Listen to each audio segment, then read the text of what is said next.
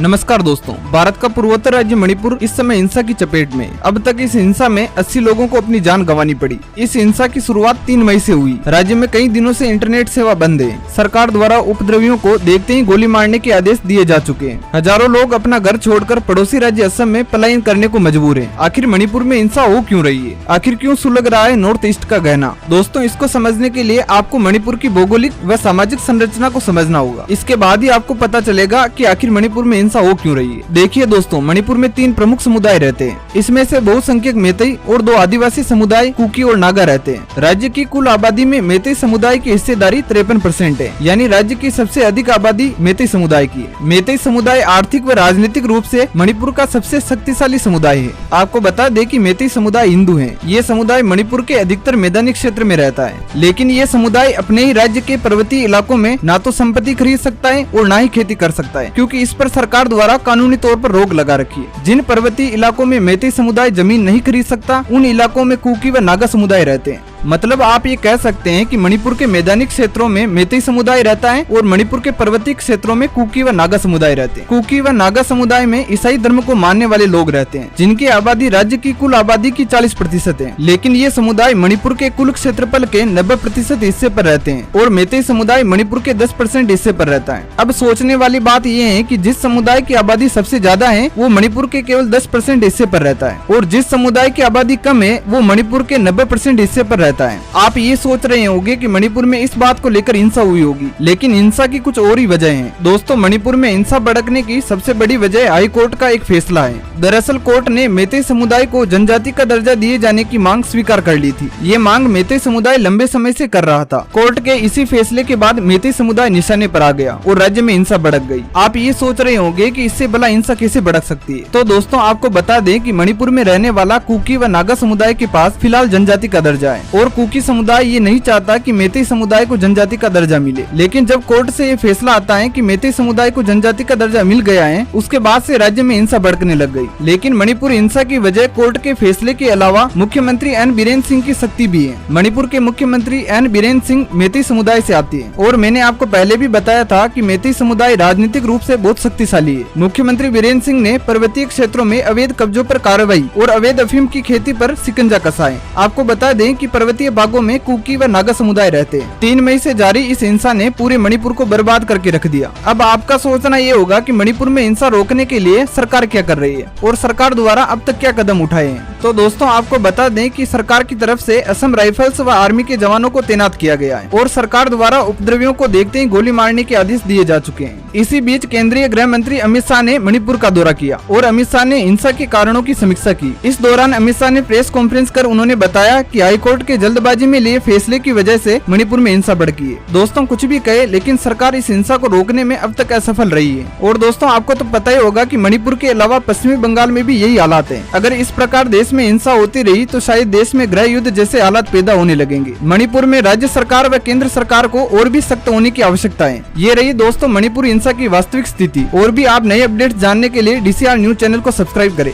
Jai Hind, Jai Bharat.